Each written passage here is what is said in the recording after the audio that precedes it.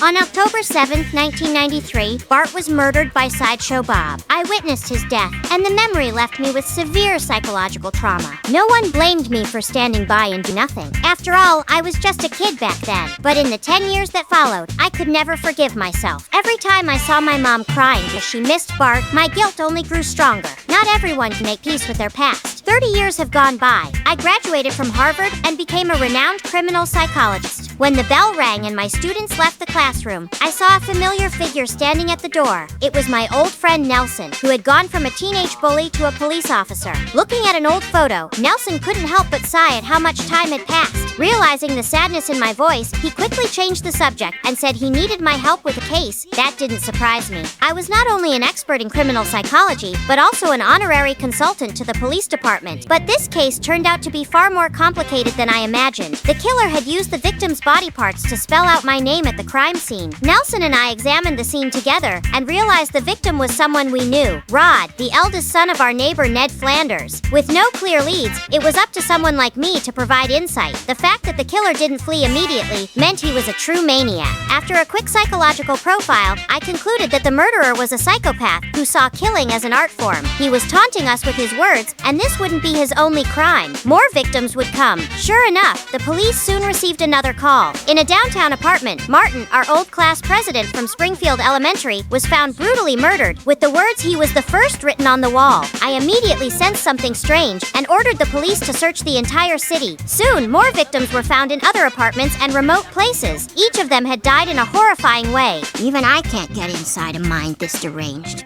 There's only one person who can.